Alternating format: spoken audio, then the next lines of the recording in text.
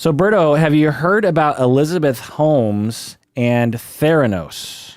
Theranos? I hardly knew her. I don't get that joke. Well, you know how people say, like, it's a joke, right? It's a joke pattern. You say something like, helper, not helper. Striker, I hardly knew her, stuff like that. But no, it's a non sequitur. I have, yes. I've been sort of following the story over the last couple of years. Yeah, so I thought we would talk about, a lot of people are asking us to talk about Elizabeth Holmes, what sort of diagnosis she has, and so I thought in this episode we would go into that. What do you say? Let's do it. This is the Psychology in Seattle podcast. I'm your host, Dr. Kirk Honda. I'm a therapist and a professor. My name is Humberto Castañeda. I do DNA analysis. No, you don't. So I just remember hearing about this story over the years, because it's been going on for over 10 years. But I remember hearing about it probably 8 or 9 years ago or something, maybe sooner. I listened to podcasts about science, and if I remember right, they were talking about this claim that this company had this device that could, to me, the way I had visioned it in my head was that it was like an iPhone size. Right. It's actually like a printer size, or a desktop computer kind of size. Yeah. But I thought it was like this small little thing, like with one computer chip, it would read your blood. Yeah, like a portable thing that you could always have updated, and it would update via Wi-Fi or whatever. Yeah, and I remember thinking like, well, that's interesting, but it doesn't really apply to my life because I'm not at that age or in that situation where I need a lot of blood draws. So I was like, well, that's kind of interesting. And I guess we're heading in that direction, right? Because of course, as technology becomes better, of course that's eventually going to be a product. And that's interesting that they figured out a way to do it. Right. But I also remember thinking like, well, I am aware enough of these kinds of news releases from startups and other kinds of research facilities to know that a lot of these claims are bullshit because they're only trying to get investors. So I also remember thinking like, well, I'll believe it when I see it. Yeah. And so what do you remember about it? So I hadn't heard of a scandal first.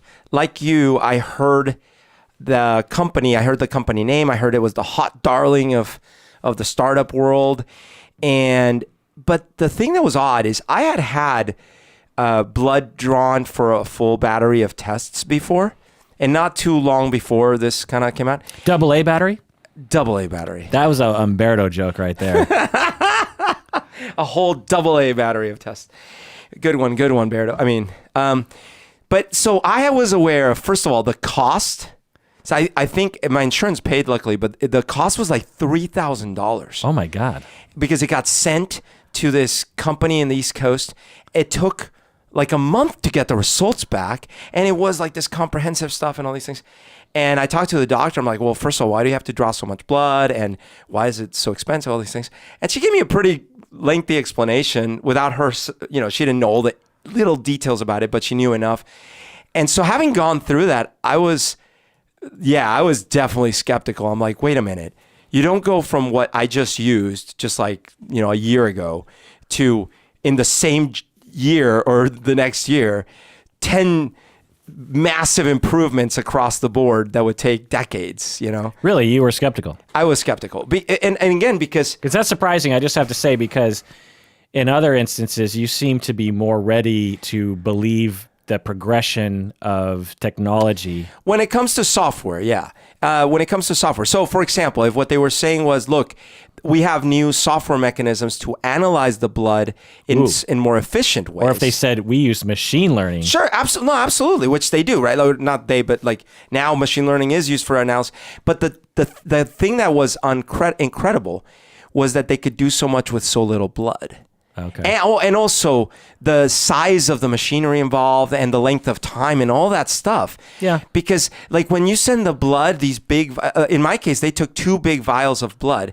They go out to these labs, they separate it. They have to do all the little centrifuges and all these things. They put all these separate little samples, and it's a big involved process. So I was just like, granted, to be fair, my reaction was a mix of, that sounds really weird, also mixed with, technology these days, but it was really more, if we were like 60-40, it was 60 on the I don't buy it. Oh, really? Interesting. Yeah. So if you don't know who Elizabeth Holmes is, she's in the news lately for a number of reasons that will become clear. Most of my knowledge about this case comes from a podcast by ABC Nightline called The Dropout. It's a really good podcast, and it's pretty short. It's only like, I would think it's like maybe 7 hours long. And it's all about this? It's all about, oh, wow. Yeah, okay. called because she was a dropout from Stanford. And wow. and it just was published like a month ago or something, so it's pretty up to date. Because my knowledge comes from YouTube videos about the topic, many different ones, but I haven't seen that podcast. Yeah, so just a brief synopsis of her story. At 19 in 2003, so she's a millennial, I think, or whatever generation that is. At 19, 2003, she goes to Stanford. She drops out to start a startup, and she, is a smart person. Apparently, in high school, she stuck to herself a lot. She seemed very dedicated. She didn't have a lot of friends, and she starts this startup. And her whole thing is she wants to start an Apple-like company, like Apple, like built like Steve Jobs. And she wants to make a device that tests blood. Yeah. She wants to make a device that even looks like an Apple product. And she was on a trip where she saw all these problems that they have, getting accurate blood results and all these things. I forget what it was. It was an international trip, and she saw like all these problems. And on the flight back or the day after she got back, she stayed up like 2 days in a row diagramming a patent idea. Interesting. So this device is about the size of a printer, and it just takes a single drop of blood. You put your thumb on it, and it just sticks you real quick and takes a little bit of blood. And it claimed that it would perform like 30 different tests, or upwards into the hundreds of tests. Like it would test for diabetes, it would test for cancer antigens, it would test for glucose levels, it would test for oxygen levels, and other kinds of problems, and all the different things that we have that we can do was all into one tiny little device. And as opposed to, as you say, giving a number of vials of blood at a clinic that has to be drawn by a phlebotomist or a tech and has to be sent all over the country, it would do everything right there with just a single drop of blood. And she talks about in her TED Talk about how it would just completely revolutionize medicine. There wouldn't be a need to go to the hospital. You could do it in remote places like all over the world. Yeah. You could do it on the battlefield. You could do it at home just to kind of make sure. Her whole thing was she wanted people to know risks right away instead of having to wait for an appointment and all that stuff. And I liken it to, I should clarify one thing. When I say that, when I heard about this first, I was like, yeah, I don't buy it. It wasn't like, I believe there's fraud going on here. Because honestly, in the software world, there are vaporware startups all the time. And I used to, work, before I worked on DNA analysis, I used to work, trying to evaluate companies that had potential ideas that we would pay money for in the world of software. And like oftentimes they were full of shit. Right. And we'll get into that in a bit. So, okay, so that's where your head was. Yeah, so my head was like, I guess I didn't realize that the scale of this and all that stuff. So in my head, it was like, yeah, that sounds unbelievable. But I wasn't like, oh my God, I bet you this is going to be the biggest scandal in Silicon Valley or something. You know?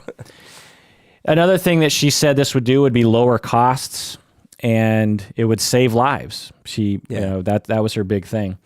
It was called a disruptive technology or disruptive, thing, and which I know this is an old thing to say, but I hate that term.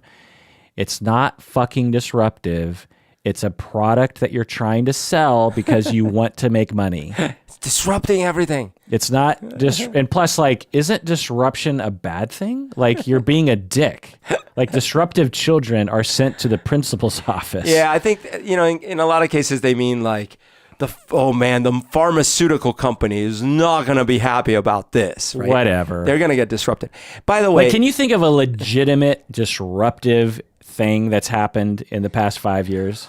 well, again, it's a very limited way. For example, when the iPhone came out, it disrupted the entire cell phone industry. Which I wouldn't call it disrupt, though. I would call revolutionize. Well, for you, absolutely. The people that were trying to make money selling cell phones, they were like, oh, shit.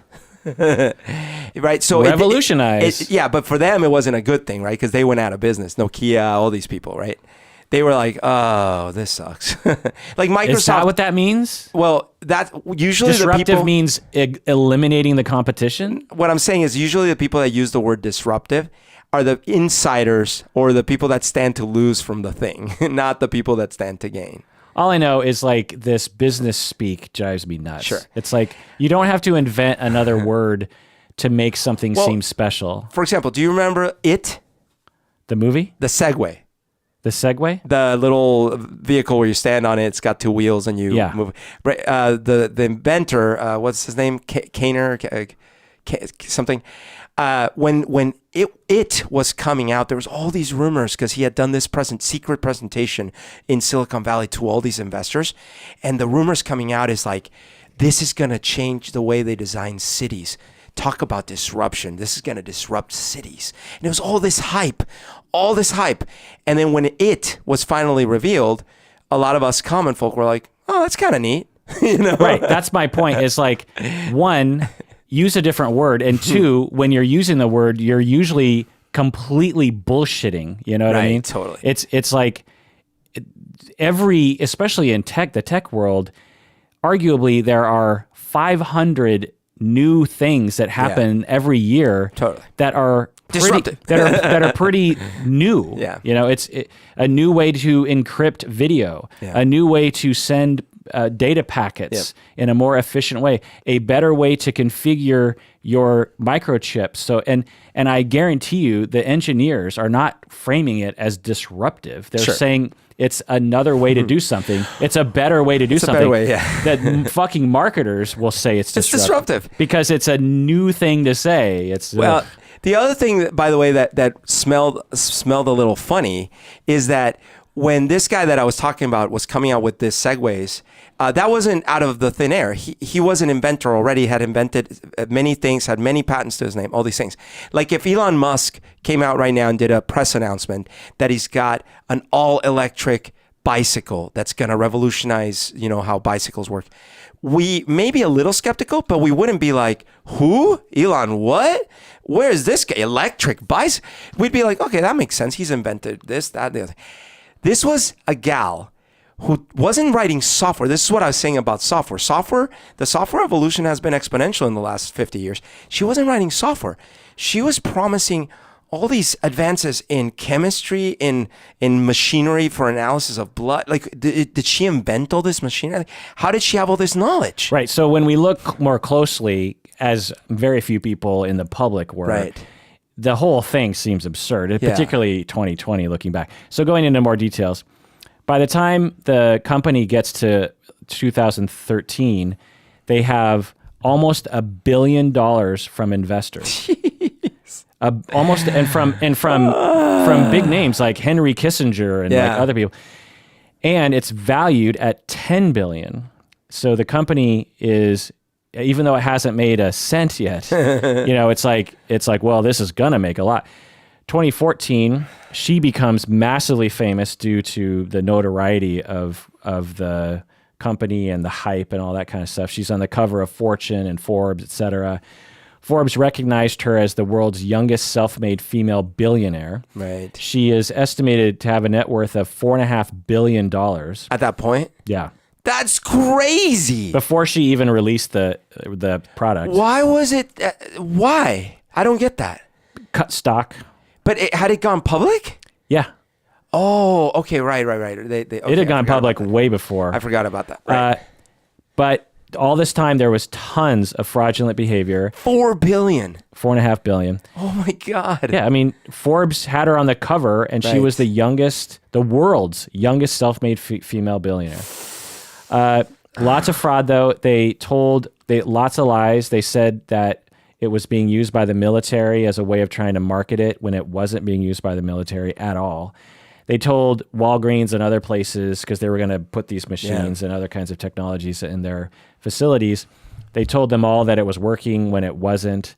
They said that the machine actually did all the work when, in fact, they just took the blood and sent it to all the same places anyone else would send it. But the main fraud was that they were making claims, particularly Elizabeth Holmes, that the product worked when everyone in the business knew it did not work, particularly the scientists. And the scientists would speak out and say, this doesn't work, and they would promptly get bullied or fired or sued for revealing secrets, that kind of thing.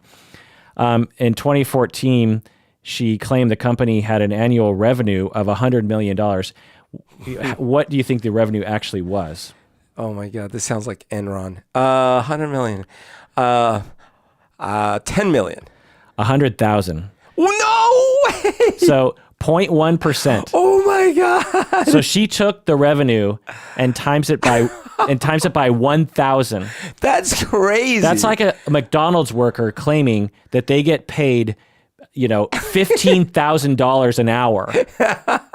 So basically, I was comparing it to Enron. This makes Enron looks like they're the most honest bunch in the room. To me, I'm surprised they even had revenue at all because they had nothing to sell. Sure. So 2018 comes along, and they get charged with fraud by the SEC, which looks at this sort of securities fraud. Sure. Right? They found her to be in violation. She had to hand over her shares, which were pretty much worthless by the time it was known that fraud was happening. She had to relinquish control of her company. She paid a fine of just $500,000, which I find to be hilarious. That is crazy. Had she sold shares and made a shit ton of money already? I don't think so. Okay. She is barred from being an officer or director of any public company for 10 years. And she might go to prison for 20 years, although some analysts are doubting that she'll go to prison because white-collar crimes are hard. Because they have to demonstrate that she knowingly lied, and it's possible that, given all the different factors, you could say, like, well, I thought it was going to work, But how would she not know that she wasn't making $100 million? Right. So, or she could say, well, that's what I thought at the time. Jesus. 2019, today, she's back trying to get investors for another startup. Did you know No way. Yeah. She's hanging around San Francisco, Silicon Valley, starting another startup. The incredible guts on this crazy person. Well, so all of this is completely, we've heard this story before on this podcast. Right. With whatever that kid's name from the Fire Festival. Yeah, right. Adam McKay is making a movie about her called Bad Blood, starring Jennifer Lawrence as Elizabeth Holmes. That's a good choice. Oh, were you going to talk about her voice? Sure. Talk about it. Well, it's funny because I never actually thought about it. I had always heard she has a low speaking voice. But in some of the YouTube videos I watched, they had clips from her on some interview where they claimed that she momentarily forgot to do her low voice, and so her voice was much higher. And it does sound that way, but I don't know what the truth is. Her voice does sound sort of like, if you're Pareto graphing this thing, like it seems out of the distribution averages for a woman. It's like on the lower side. Right. It sounds affected. It sounds like when a woman, it sounds like if a man, for myself, is speaking outside of their range. Right. So if I was to talk like this all the time, you would be like, that's not a natural voice, right? You'd be like, but at the same time, I don't want to really make fun of her voice too much because I don't really care that she changed her voice. And she might have been trying to fit in the man's world. That, and maybe her voice really is that way. I mean, some people have different sounding voices. That's true. I don't really care to point that out. What I will point out is that from an early point, she completely wanted to emulate Steve Jobs. She started in the podcast. They talk about, because they interview like childhood friends and all this kind of thing. And they will say, yeah, she used to dress kind of frumpy. She wasn't really into fashion. And then one day she just decided she wanted to be like Steve Jobs. And so then from that point forward, she wore black turtlenecks and, that sort of look. And which is just interesting. And if you haven't seen a picture of her, Google her. She has a very striking face. I mean, she's not like a model, but she's close, and she just has that Britney Spears but smart look to herself. Sure. And so I want to go into whether or not she's a psychopath is the point, because the whole episode's about her psychology. But before we do that, I just want to highlight that because I don't think I went into enough detail, is that for many years, according to reports, she was lying, she was bullying, she was evading, she was putting machines out there that didn't work, which put people's lives in danger. Yeah, she was manipulating people to invest. It was similar to the Fire Festival in that all this effort was going into producing this product that she absolutely knew wasn't going to work. And to the very last minute, she was claiming that it was all fine. In the same way that the Fire Festival guy was pushing, even though lots of people were saying, dude, this isn't going to work. If anyone saw the campground that the Fire Festival was going to be on, it was him. Right. And he would look at it and go like, this is not what we sold to these people. So so let's get into whether or not she's a psychopath, but let's go to the break first. What do you say, Berto? Let's do it.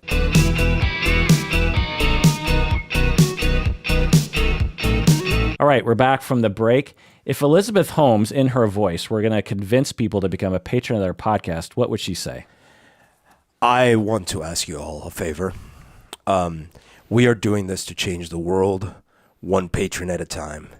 All you have to do is donate one little bit of your blood and send it to me, Berto, and I will analyze it for you. I will tell you how much evolutionary psychology plays a role in your day-to-day life, and that's why you need to donate as a patron.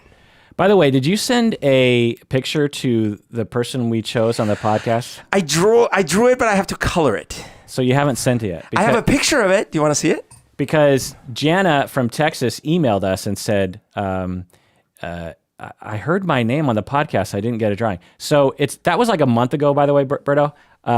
Looks great. Let's pick someone else. All right. Let's pick one of our two top patrons. Let's pick one of our big patrons here who is in our $20 range. Okay. So give me a letter of the alphabet, Berto. N. N. I'm going to get the first. Noah. Noah from Los Angeles, you are going to get a picture drawn by Humberto. I better speed up my process, though. Well, yeah. I what I need you to do is do it right after we record. Okay. Because you can't wait months to. All right. And don't spend that much time on it. These patrons are lovely people, but you don't want to break your back trying to draw down. I don't draw on a regular basis. Noah has been our patron since December of 2016. So, oh my gosh, over 2 years.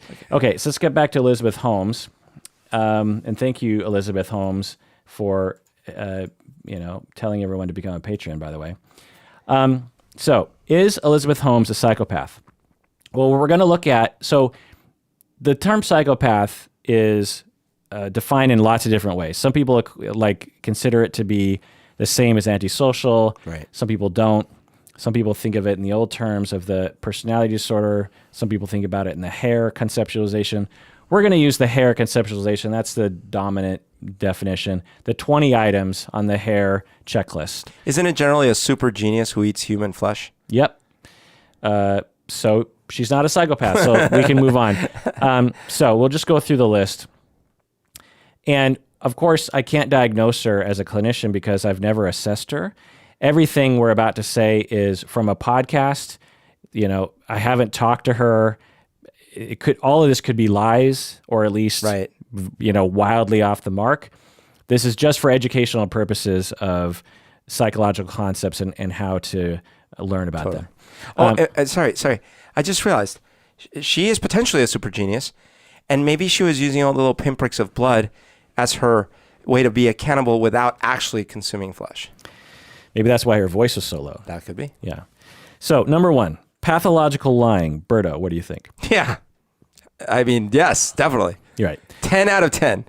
Well, so the evidence is that, I'm guessing you're pointing at, is that she lied about her products over and over and over again. Yes. And how much money the business was making and all that. Well, I guess one thing that I don't know if there's evidence for is whether she also did the kind of like unnecessary lying. Right. And there is. Okay. So when you listen to the podcast, they talk about incidents Okay. where she would do that. Like one time her employee was emailing her, a higher up employee, Okay.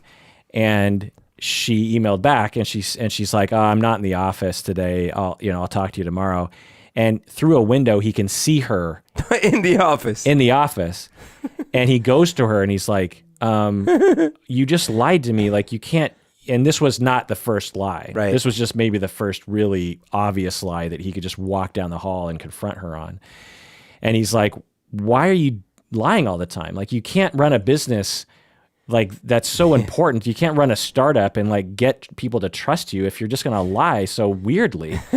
And she like really did not like that, and followed him back to his office and like was very intimidating and trying to put him in his place. So so it's not just because lying about, as you say, vaporware and all that kind of stuff is to some extent encouraged in the business industry, but she lied about lots of things. And then, her voice could also be considered kind of like a deception. Sure. Number 2, glib and superficial charm. Berto, what do you think? I don't know. I mean, she seemed charming in her presentations, or charming is not even the right word. Convincing in her presentations, authoritative in her presentations. But I don't know if she was glib and superficial. Right. So that's not evidence of superficial. Yeah. All presenters are quote unquote superficial. Sure. They've practiced it 100 times. Yeah. They're not being genuine in the moment, Right. But in the podcast, they talk about how she was charming if she didn't have a need for you, she wasn't charming. But if she had a need for you, she was extremely charming. Lots of eye contact, lots of like attentive listening and that kind of thing. Wow. And so seemingly, reportedly. Number 3, grandiose sense of self. Berto, what do you think? Yeah. I mean, to think, like I'm going to sit here, I'm going to draw a patent for something that's going to revolutionize the entire world because it's going to save everyone's lives. I don't know how to do it, but I'm going to do it. I'm going to convince everyone that I have figured out how to do it. Then when I still haven't, I'm going to still basically tell everyone that I have and that it works. And it's all because of me, so I can do my TED Talks and all these things. Yes, I believe probably yes. Right. If she were saying, my company is going to develop AI, for example, that would be a less of a grandiose claim because it's possible that some definition of AI is around the corner or is already here or something. But it was such a concrete claim. Even at the low end, they were saying 30 different tests, that a standalone device without any connection to the internet or any need from outside help, this tiny little box could give 30 different accurate blood tests from a drop of blood, and is present now, is like ready to go now. But by the way, or even just as she was thinking she would before she even had the product. Right. The idea that she's going to, just because of her own willpower, is a grandiose claim. Right. And I don't know if they covered it in the podcast, but how did the ball even start rolling downhill in the first place? Because I get it when there's a hype and now there's a snowball and things like that. But like with the first investor, she goes and says, hey, I believe I can solve 10 different hard problems all at once. How did that even get started? Well, it's hard to know exactly because there's a long story with lots of different players. Yeah. But one of the main plot points is she goes to this old guy. I think his name's Graham, and I think he used to be a Secretary of State or he was some important guy. And I think he might have even been a friend of the family. I think she grew up in a wealthy neighborhood. Okay. And so she was connected in that way. And so somehow she goes to this influential guy who has money and knows a lot of influential people. And if it's one thing, if you've seen interviews with Elizabeth Holmes, even when she's being cross-examined, Right. she comes across as an intense person. Right. Yeah. Extreme eye contact. Right. Precise language. Yeah. Convincing rhetoric. Right. So at 19, I think, she goes to him, 20 or something, and is, the way she talks, and she had, like you said, she had done enough reading to speak with some authority. She's talking to someone who knows nothing about the technology. Okay. The person and everyone else that was on the board subsequently after that knew nothing. Which is another red flag. So then eventually, what caused the House of Cards to fall was because of the massive notoriety that she got from Forbes and Fortune and all the media talk. Right. Because there's lots of other businesses like this, by the way. Hers is just, Theranos is just became a target because they had so much press that medical people started looking into it, going like, well, wait a second, like, where's the research? You're claiming it's already being used by the military. It's in Walgreens stores. Show me the papers. The papers, the last decade of papers Right. that would have had to lead to half of this product. Right. So then other people, and then the press started going, because the only people who would know the right questions to ask would be medical researchers. Right. And they were kind of silent up until a certain point. And then the press gets involved, and then the SEC got involved. But for a long time, Wow. And she made sure that she kept all the different players separated. So she made sure that the scientists who were actually working on the product didn't talk to anyone else. She was like R. Kelly in this way, and it's like everyone was made, siloed. Yeah, like the R. Kelly documentary. They talk about how the dancers couldn't talk to the singers, who couldn't talk to the musicians, who couldn't talk Weird. to because he just knew, and Elizabeth Holmes knew that if the marketers and the investors talk to the scientists, this whole thing's going to fall apart. If they compare notes, it's over. Right. Not only compare notes about her and the way she Right. treats everybody, but also just like the facts of the product. And so all these people, you had like the Waltons and like all these there's a lot of Republicans actually investing. All these people knew nothing about the medical industry. And if they had one medical person in there, they would have been like, so by the way, has anyone actually seen the research that's peer reviewed, that is not biased, that's not an in-house researcher? Because until we see 10 years of that, we can't actually, the FDA is not going to even begin to look at this until we have like at least 3 years of trials by outside sources and blah, blah, blah. I didn't have that perspective when I first heard about this. For some reason, that didn't dawn on me. Because now that you say it, that's so obvious. Where's the research, right? But you would have thought, hearing the news stories, that had been done. That probably is true. Although even then, I guess my mind wasn't even going there. Like, I suppose there must be research. You know what? What did occur to me though, and this is, I think, why I just was like, this sounds weird, is that when I watch a sci-fi movie, especially in the last decade, the thing that always bugs me lately is that the cities are so advanced. And I look around and I'm like, damn, this city is like designed 100 years ago. And mostly it's going to stay that way. Right. If you took a picture of Seattle and sent it back in time to 1963 and said, what year do you think this is? Right. They'd be like, 1965? Right. Surely not 1970, because by the time 1970, we're going to be like in flying cars. Right. We're almost on the moon. Like, surely like not 2019. Like 2019, we're going to be like energy beings. And floating it to Jupiter and shit. Right. Like we're not going to have potholes and curbs and cigarette butts and cars with wheels, and surely that's not going to be. So that same line of thinking is what I've come over, like I said, like over the last decade or so, I've come to this conclusion that software is the thing that right now in our history is evolving very fast, because software sort of is new anyways. And so because of that, it started from zero and it's just been accelerating. But you don't have to agree worldwide on everything at once. Certainly the internet, there had to be a lot of agreement by the right parties and things like that. But with something like cities, there's so many people involved, so many regulations, so many pre-existing houses, so many things, right? And then the health industry is not quite as complex, but it's similar. There's tons of players, tons of people involved, tons of regulations, tons of government stuff, and all these things, right? Coupled with the fact that, I remember when I would go to the doctor 20 years ago and now, and I'm like, things are sort of the same, give or take a few things. So that's why I was like, this doesn't seem like, how could you have evolved so quickly in this field? Yeah.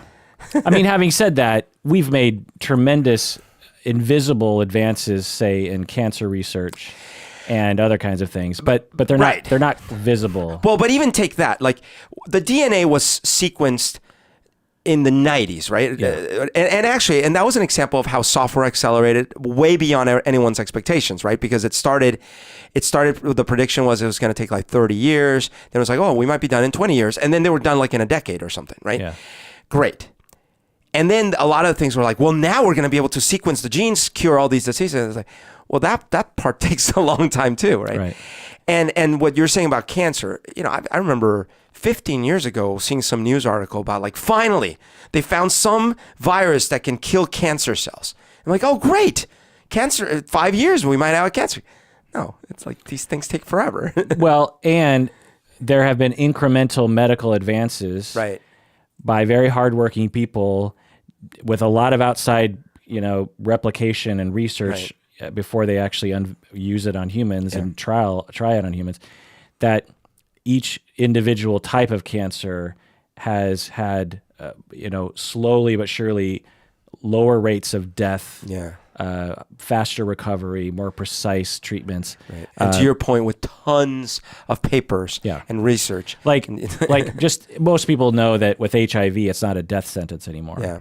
But it absolutely was until I don't know, the year 2000-ish, around that time. And that's because, and there was no inventor like Elizabeth Holmes who came out and cured HIV. It's been thousands upon thousands of researchers all over the world making tiny little advances and tweaks to the medications and the blah blah blah, that eventually now, for the vast majority of people with HIV, they can live. Right. They don't die. Anyway, so getting back to the hair psychopath measure, grandiose sense of self. So we can look at the things on the surface, but again, in the podcast, they talk about how at an early age, when she was just a priest or like a 7-year-old kid, she talked about how she was going to invent something great. That's all she talked about. So something about her family made it so that she felt that she needed to have a grandiose self in order to have some self-esteem. Right. She thought she was going to be the next Steve Jobs when she was 19 years old, even though she had no product. Steve Jobs had a product. Yeah. Before Steve Jobs was Steve Jobs, he was just a loser in a garage, but he actually was doing some interesting things, with breaking into get free long distance and actually working with Wozniak and making boards and stuff. Yep. I mean, there was a thing that he was making, and I'm sure he had dreams, but he wasn't like the Steve Jobs that he eventually became, So from a very early age, again, hard to tell, but you were just looking at it through very limited data, but it seemed like she had a consistent personality trait of a grandiose sense of self. She didn't have friends, which is another kind of indicator of narcissism and psychopathy, in that in high school she couldn't really relate to other people. She might not have actually wanted to have friendships. Narcissistic people tend to be very independent. They feel superior, but they also really are afraid of relationships because relationships have hurt them in the past. And so people have a grandiose sense of self because it's a defense against a lack of self. And it's a defense against not only low self-esteem, but almost no self-esteem. Wow. The fantasy distracts them and gives them some sense of self-worth. Number 4, need for stimulation. What do you think, Berto? Oh, interesting. Maybe in the sense that, man, any normal, quote unquote, normal person under that amount of stress where you know, billions of dollars are riding on this vapor machine with people asking you on a daily basis, it's late, the Walgreens thing is late, when are you gonna, is this really working? And all these things. That is that same kind of adrenaline fueled craziness that we talked about in the firefight. It's like normal people couldn't keep calm under those circumstances. Was she getting an enjoyment from that rush? I don't know. Yeah, that's a good hypothesis. I'm not convinced. Yeah. I just don't think we have any evidence. It seems like we would have seen a signal there. Typical need for stimulation is like skydiving and drinking and drugging and, driving fast and this kind of thing. There, no reports of that. Number 5, cunning and manipulative. What do you think, Berto? Certainly. I mean, she was able to manipulate that older guy that was financing her, and she was able to manipulate the board and countless reporters and investors and researchers, and Yeah, this is one of the themes of the podcast. She knew how to intimidate people. She knew who to influence. She knew what to say. And I mean, this wasn't just a couple years. This was like 15, 16, 17 years. Oh, wow. It was 16 years. I mean, founded in 2003. Wow. And got taken down in 2019. Wow. End of 2018. So all that time, and with scientists that knew something was wrong. Yeah. So, and no product to actually show anyone. She had people saying in public, I've used the machine, even though they hadn't, because she had convinced them either through trickery or with enough smoke and mirrors that they could safely say they've used the machine because they know that the machine is working. Right. And it's just extremely, that's one of the themes of the podcast, is learning about how someone does the long con with so many people. I mean, hundreds of people worked for her, and it ended up being thousands because she fired people so quick, which is another method of her manipulation. She used lawyers to manipulate people. And she was, pretty charming, obviously, because people really liked her. 6, callous and lack of empathy. What do you think? Yeah. Not thinking about, I mean, you just mentioned she fired hundreds of people just to keep the thing going. She obviously, if her intentions were noble to begin with, which reportedly they were, because she saw how horrible it was in this, I forget where it was that she had traveled to, but she was like, wow, the conditions are so terrible and these people could really use help and they don't know. Well, who knows? That's her narrative. It could be, right? But that's a fair point. But no matter what, she knew this device was supposed to be in the hands of people that actually needed it to work. Yeah, that's the key, is that it was being used, or her technology was being used, and there were reports going back to her, people saying, this isn't reliable. Yeah. Like we are sending results back to people that say they have like pre-cancer right. when they don't, right. or they have diabetes when they don't, or saying they don't have diabetes when they do. And children are using this thing. And there was no slowing down. Like at no point was she like, oh, okay, let's scale back. I don't want to hurt anybody. Right. I mean, again, if she were talking about an AI that was fun to use in a video game or something, then that's one thing. But she's using medical equipment for people's lives. Totally. Number 7, lack of remorse or guilt. Well, from the interviews I've seen, I haven't seen anything recent, but the interviews I've seen where she's getting grilled about, like, the cat is out of the bag, she's getting grilled about it. She doesn't seem that way, Yeah, there's no evidence of remorse or guilt.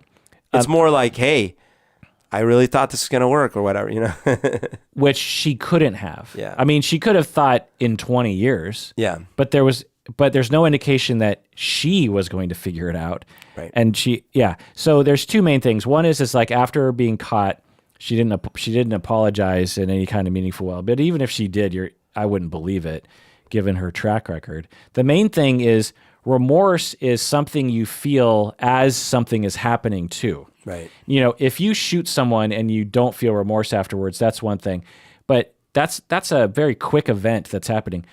Her transgression happened over longer than 10 years. Yep. You could at least say there were good 5 years there where every day, and all she did was this business. Like, she didn't do really anything else. She 24/7. This is all she didn't really have a life outside of this business. She knew she was harming humans, firing people, harming actual patients, lying to all these people, lying to the investors. She knew every single day she was doing that, and never did she change course. Yep. Never. Yep. That's lack of remorse. Totally. 8, failure to accept responsibility. Yeah, same. Yeah. Yeah, Absolutely. Number 9, shallow emotional response. Right, because when finally confronted, maybe the reality of it all sets in, and she goes, I would just like to take this opportunity to tell the families that were and could have been affected that I can't express how sorry I'm, Right. Yeah, kind of blank. Yeah. Yeah. Hard to know. That one's more subtle, and you really have to interact with someone and get more reports from people close to her. Reportedly, people were saying that, but that one's less easy to sort of Although the example you gave, granted, it's just one, but where the guy is like, why are you lying? I just saw you in things. And it's not, I guess, not even shallow, because it's the opposite. It's like berating the guy and whatever. Right. Number 10, parasitic lifestyle. Well, I don't know about that, because like you said, she was working all the time, but parasitic in the terms of she used all the investors' money and all the stock money. Yeah, so this one's hard to know, because I wouldn't say that this one's endorsed, because she was a business person and never really depended on anyone else monetarily. A parasitic lifestyle is like Dirty John. You remember that guy? Yeah. That's a parasite. Like he exhibited this classic psychopathic trait, where he was unemployed and would ingratiate himself on a woman, and then he would have her pay for him for everything, and a lifestyle of that, not just like, oh, I'm in between jobs, but like that's what he did. He just bounced from person to person, like exploiting them and getting them to pay for things. She didn't really have that, but it's interesting to think if she hadn't had landed on an idea that actually appealed to a bunch of investors, if she would have had a parasitic lifestyle up until this point. She didn't she marry, or wasn't she with this guy that was quite a bit older than her? Yeah. And so maybe there was a little bit of that going on. Maybe. That one's kind of a weird one, which I don't really necessarily feel is worth talking about too much, because there's just not any data. Okay. She, at the age of like 18, she met this guy who was almost 20 years older than her, a guy, I think, born in Pakistan, if I'm not mistaken, and then moved to India and then the United States, if I'm not mistaken. And they had a secret relationship, and then for who knows why they kept it secret, probably because of the age difference, I'm guessing.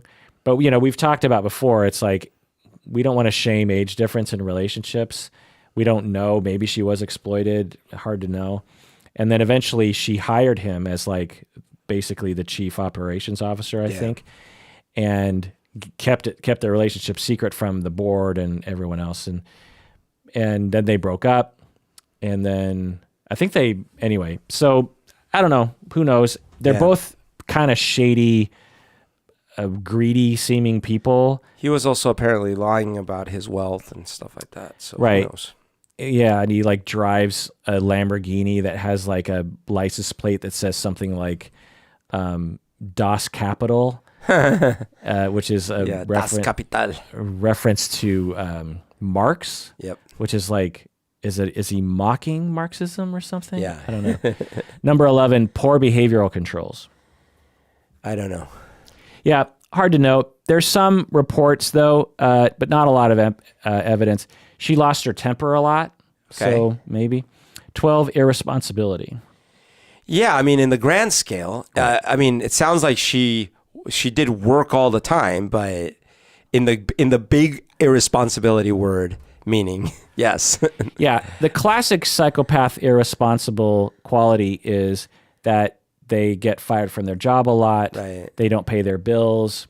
They don't show up to court, even when it hurts them to do so. that's the classic irresponsibility. With her, harder to detect, certainly doesn't come across as irresponsible. But when you look at the big picture, it was very irresponsible, but she's not a classic case of it. Number 13, impulsivity.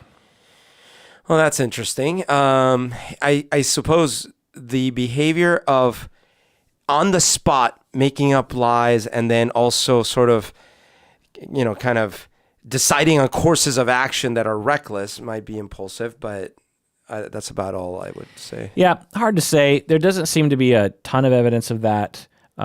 This is why I think she's not a super classic psychopath. Yeah. Because, and again, all the data we have is just from the little bit that we know, but she didn't seem to exhibit that. If she were truly impulsive, given her lifestyle, we would have seen maybe more sexual acting out, more alcohol and drug acting out, more sudden investments. Like the Fire Festival guy actually showed more of this. Yeah. Like the day of, he was just kind of impulsively reacting to the situation without any forethought, Right. 14, many short-term marital relationships. I don't think so. No, doesn't seem like it. 15, sexual promiscuity. We don't know. We didn't hear anything. And I would imagine we would have in the podcast anyway, if there was any evidence of that. Doesn't seem to be any evidence for that, but who knows. 16, early behavioral problems. Early? Oh, yeah, you mentioned some of them when she was younger. Didn't you say when? No. Oh, no, you just said she had a grand sense of self. Oh, okay.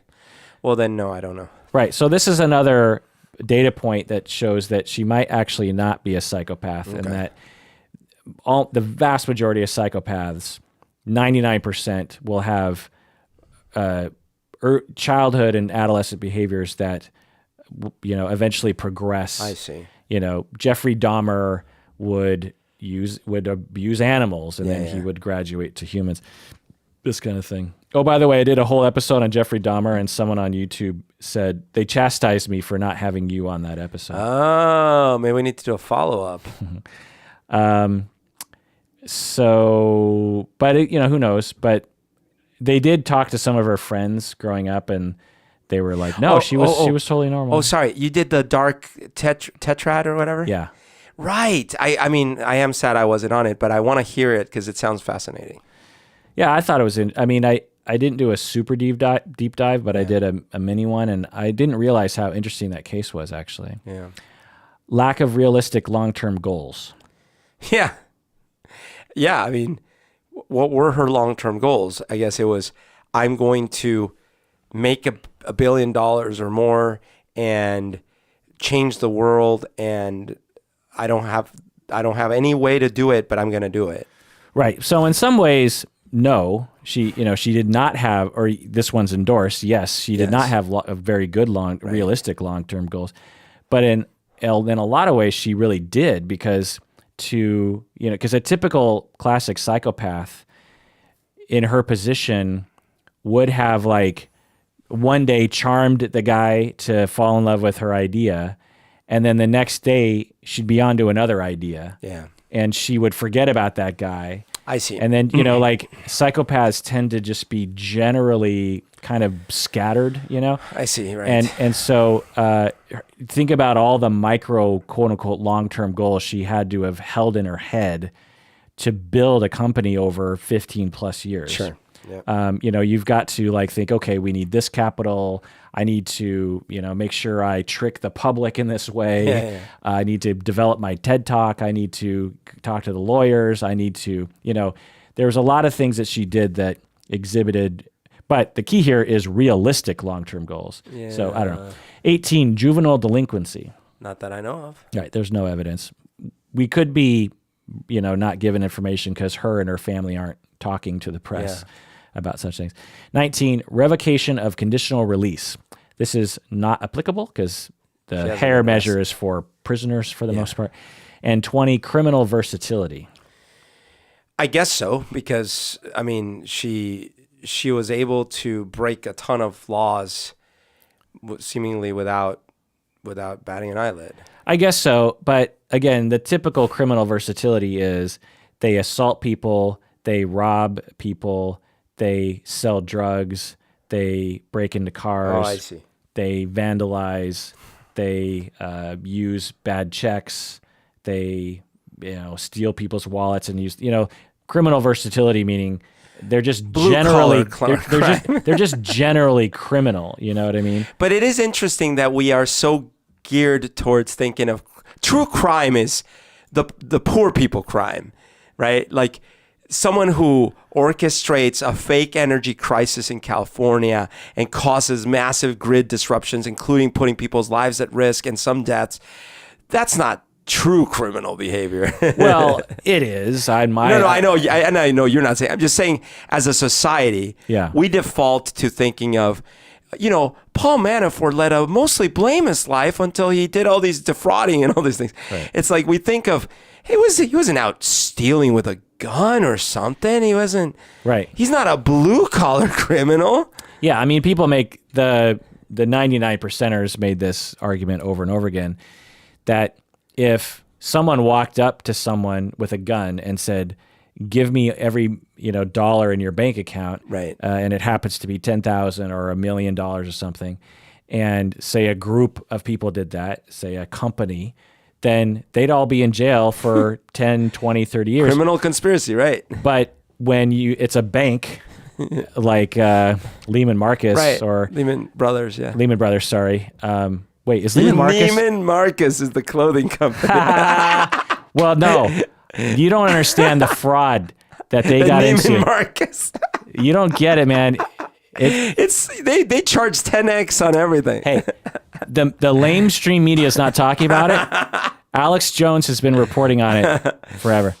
Okay, so my conclusion about the Hare psychopath measure, based on the tiny little bit of information we can glean from the internet, so God knows if it's accurate, is I would put her at like the 40% range if I'm gonna put like Manson and those kinds of people at the 100% range. Right. I would say that she doesn't really fit the classic presentation, and but a key is that she emotionally abused people. Yeah. She manipulated people. She's very charming.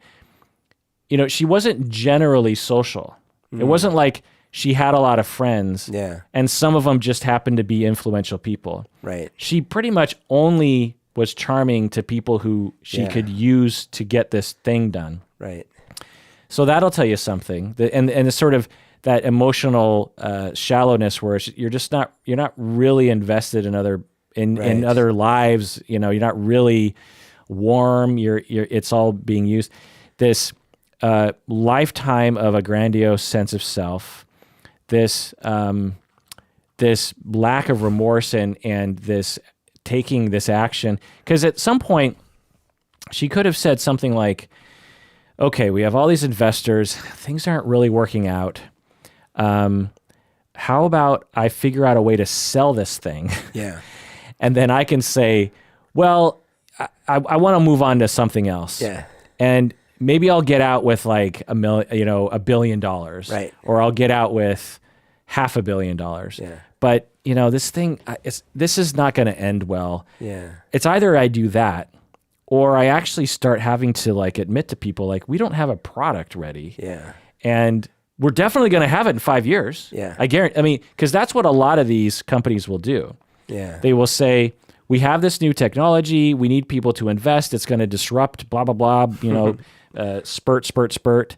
And, but they always say, we don't have a product yet, but I guarantee you we have prototypes that are very promising. Yeah. And in 5 to 10 years, that's always the phrase, we will have a product ready to go. I guarantee you. Right. We're on the cusp. We can't share that with you because we don't want to give away our trade secrets. Right.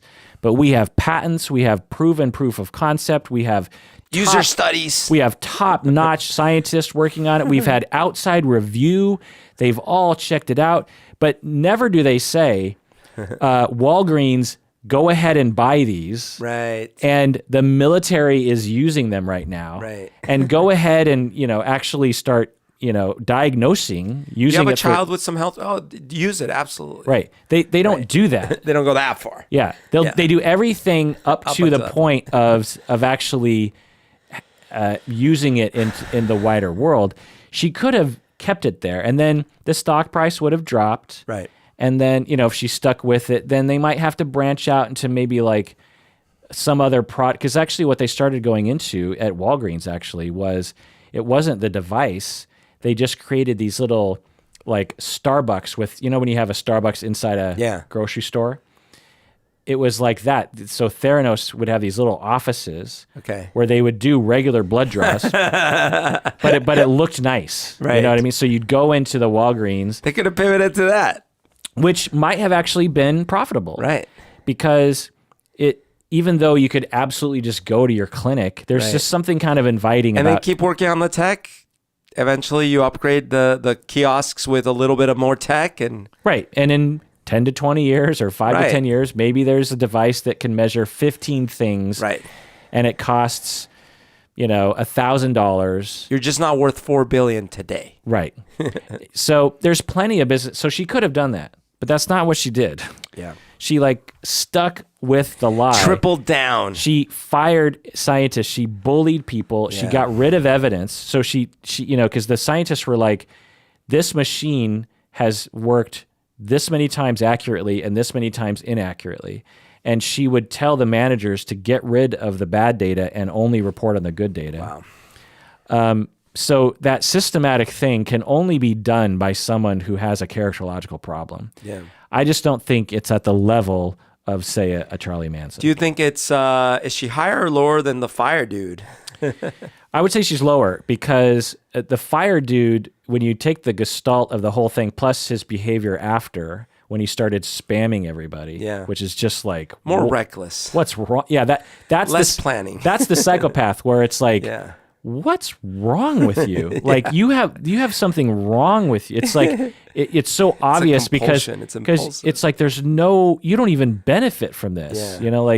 What are you doing? Right. With Elizabeth Holmes, I mean, time will tell. Yeah. But there's not this, like if she had this other fraud on the side that she was kind of working, or she was having sex with everyone on the board, or she shot someone, or it was pretty much just relegated to this one product, which is actually really quite common in the business industry. Okay, so Berto, let's end the episode. Why did this happen?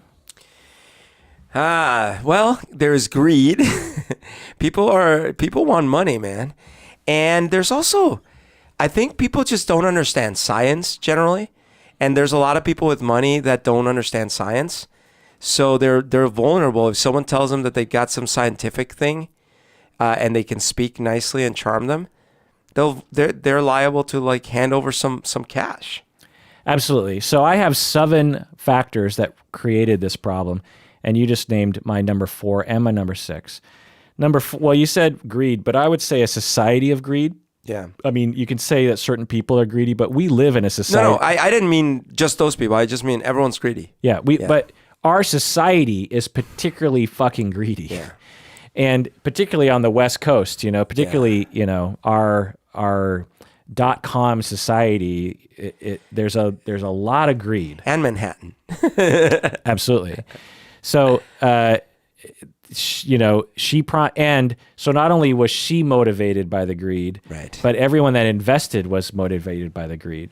And I've seen this before, like the whole venture capitalist culture is like, there's fear of missing out, which I think is another kind of factor.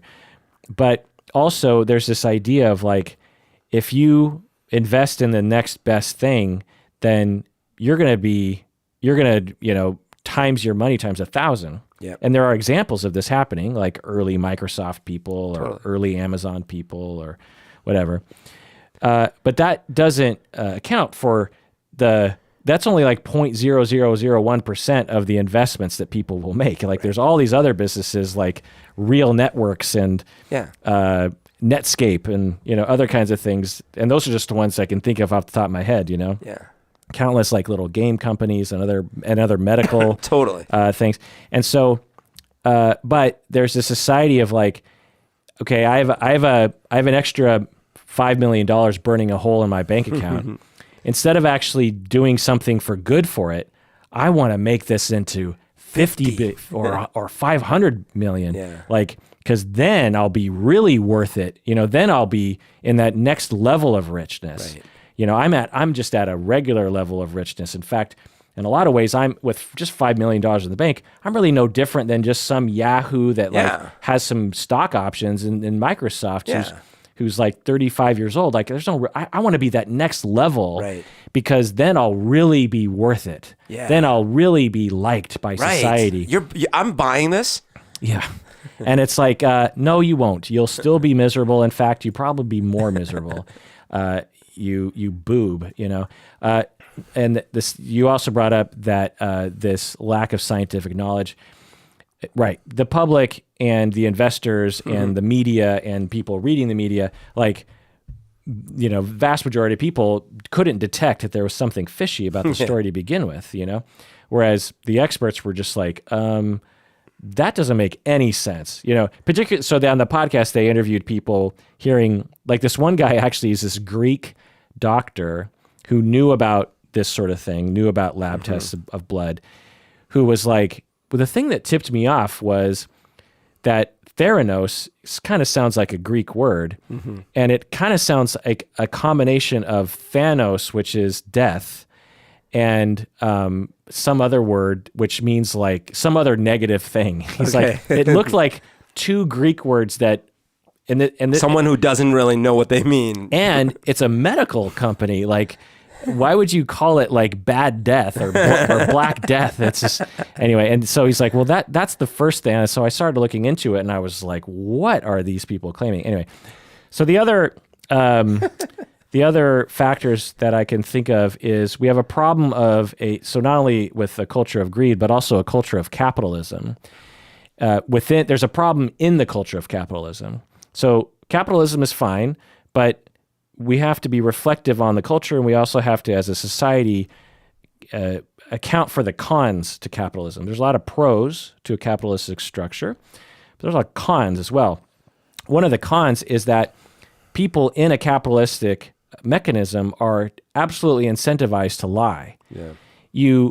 If your lies trick people to invest, you can go from having $0 in your net worth to having $4.5 billion she did that by lying. Yeah. And she is not the only case of that. Right. She is not the only person who right now has millions upon millions of dollars in their worth. And in actual, because you can sell like if she sold like 5% of her stock, that's like $500 million right there. So it's real money. I will say one thing though, not to get too nitpicky here, but the system we have of general Wall Street system of investment isn't the traditional idea of capitalism.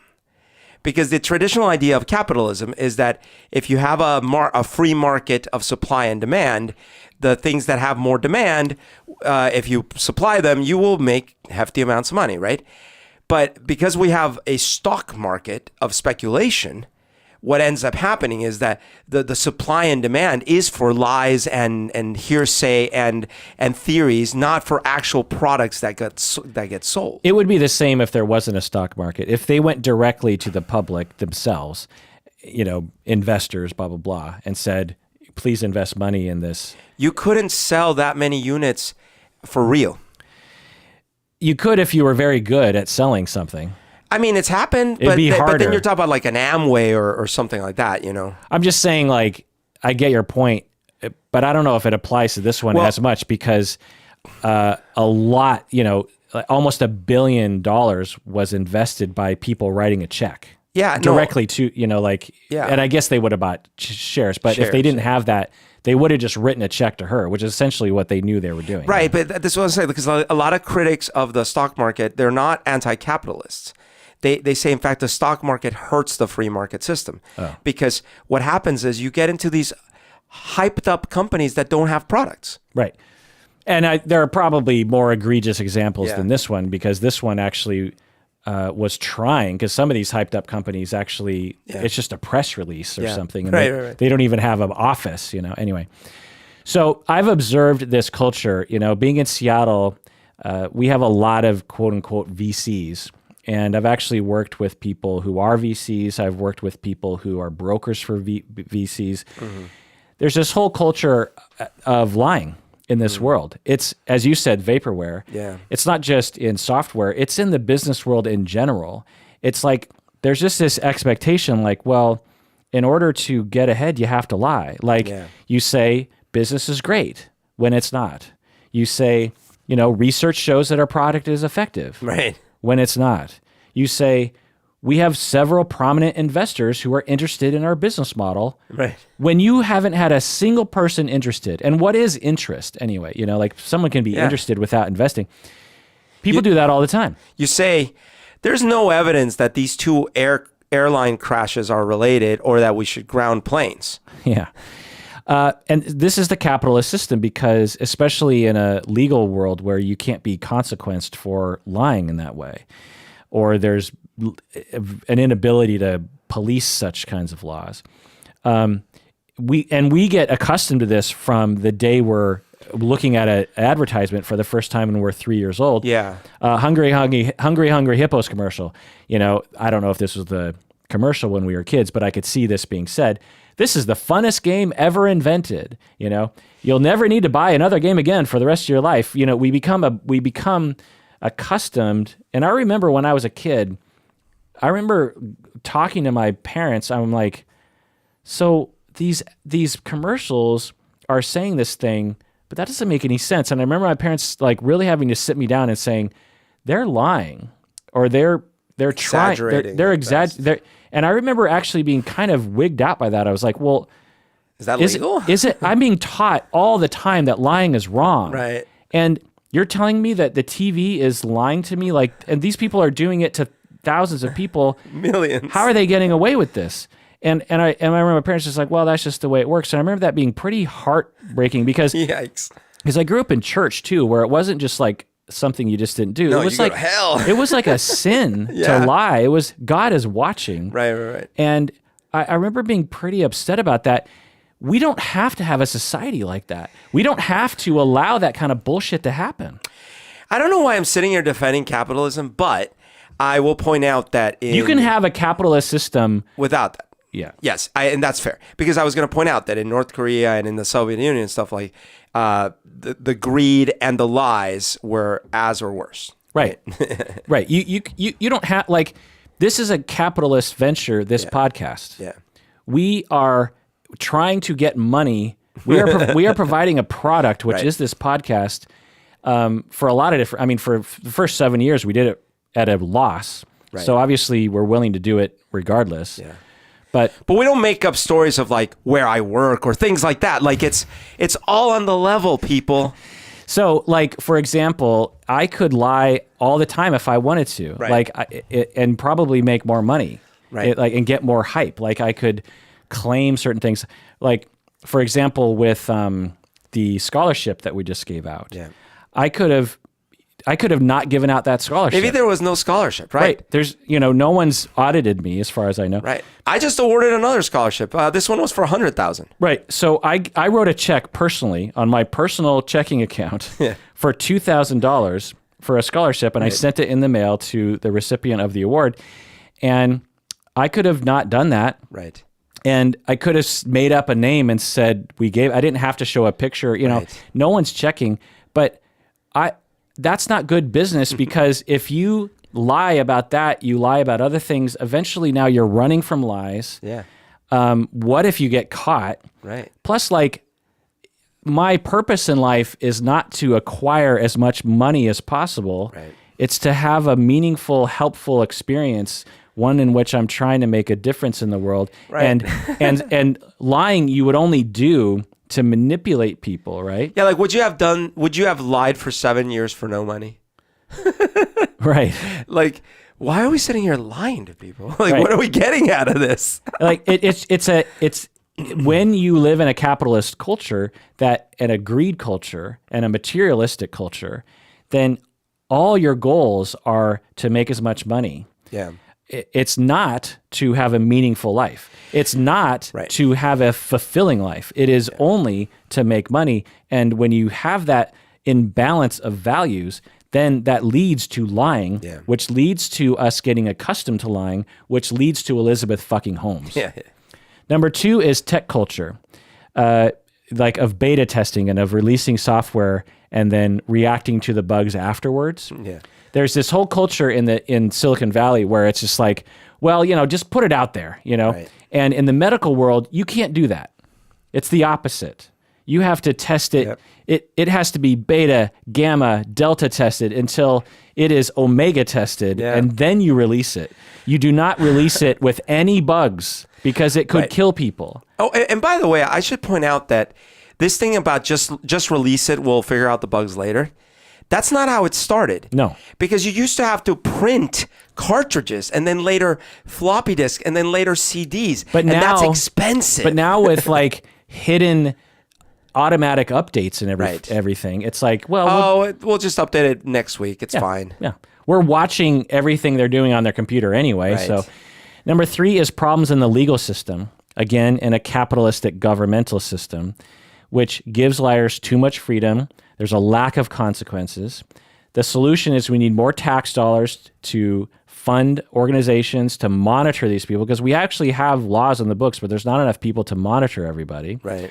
We also need the laws and regulations to protect the people. Remember that principle, actually protecting the public from fraud? Like, sounds crazy. People are harmed by this, but the housing crisis in 2008, Enron, and the countless other examples. Like, that's why the government exists. Right. It's not to uphold corporations. It's it's of the people, by the people.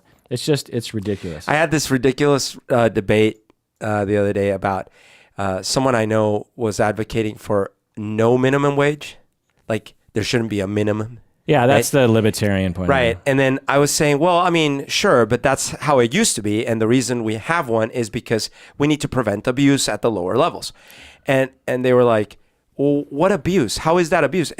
This is not slavery. This is at-will employment. How is it abuse? They could leave at any time.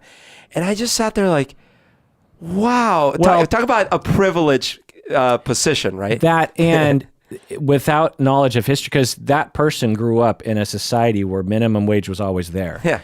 So you have to study history and study how systems of economics work and business structure, and again, incentive.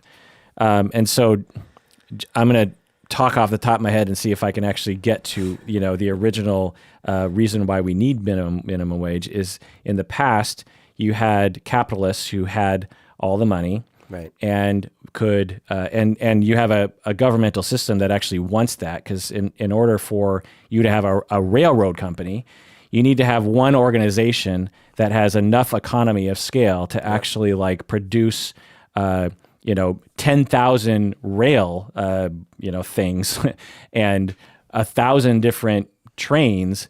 You can't have like in the old days, you could have someone who repaired shoes. Right. And just a dude who works at home and he repairs shoes. But when it comes to airplanes and trains and industry, you need one organization that has a lot of money. So you have a government that actually supports that model. And then you, if there's no regulation on minimum wage, then, one person or one family in a entire county owns essentially all the property and all the money and all the means. And then they're like, okay, everyone who lives here, go ahead and get a job at, we're opening up our doors to hiring. And a bunch of people show up and they don't have a job because you are the industry in your area. And, they can't go work at a tiny train shop or a tiny steel mill. There's no choice. A mom and, there's no choice. You have to work for this larger thing, because the government, it's not at will employment. Right. And so over time, the employer's like, well, I want to make more money, so I need to drive down my costs, and labor is expensive. So what if I lowered the payment to, let's just say $3 an hour? What if I required everyone to work 65 hours a week, or else they'll get fired. What if I don't let anyone have any health care? What if kids worked? Interesting. No one is quitting. That must mean that this is a fair system because, they're not slaves. Right. They could not work for us if they didn't want to, but the choice is either work for them, and especially when you have, say, 5 companies, and they all agree, like, let's just fuck the labor because we make more money. Guess what happens? The people get fucked in the end. And so that's why you need those things. You think I explained that well enough? Yeah, and that was my point was like, look, if there was no greed in general, like greed wasn't a thing, and therefore people didn't abuse the laws, then sure, you might not need it because basically a nice, healthy balance will be struck organically. We've looked at the evidence in the last 6,000 years, and it doesn't work that way. Right. Number 5 reason why Elizabeth Holmes happened was because of privilege. Imagine if she wasn't white. Imagine if she didn't talk like an upper class person. Imagine if she didn't go to Stanford. You see a tall, blonde, pretty, thin young woman, and you just believe everything she says. That's privilege. Number 7 is problems in the media. She was in the media for a long time. I mean, Forbes, blah, blah, blah, all these people. No one bothered to check. No one bothered to say, well, she's saying this is going to work. She's saying it's in the military. Why don't we actually ask the military, have you bought these devices? You know how easy that would have been, how easy of a question they could have asked? Right. And no one did. Nobody did because of 2 reasons. One, it's a fun story to sell.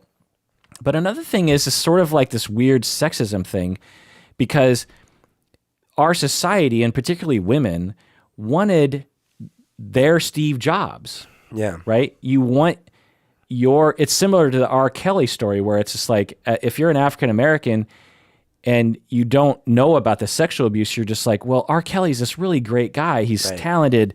He's interesting. He's one of our heroes. He's one of our heroes. Right.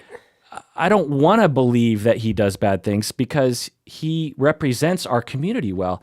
To women, they looked at Elizabeth Holmes and they're just like, what a great thing that this woman is. It's the wave of the future and she's breaking the glass ceiling and $4.5 billion and it's all her. She doesn't have a single man helping her. Like, what a great, and she's a wonderful speaker and she's going to save the world.